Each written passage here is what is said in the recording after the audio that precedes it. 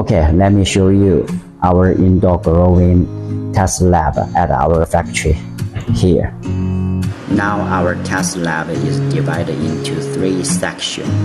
One is LED grow light shelf section, and all the plants can grow under LED grow lights.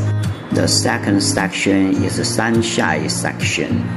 All the plants in this section can get sunlight from outside directly. Another section is dark section, and there is no sunlight and LED grow lights. In our LED grow light test lab section, we grow everything here. We grow fruit radish, lettuce, Chinese cabbage, chili, dwarf tomato, mint, rosemary, pineapple, taro, ginger, and all kinds of flowers.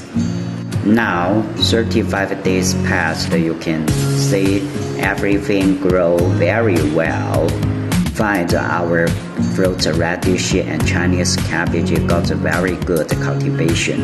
In comparison, we found that the plants in LED grow light section grow more rapidly than in sunshine section, and the dark section just for seeding cultivation. Under the darkness, the seed can sprout rapidly. We give them enough fertilizer and water every week.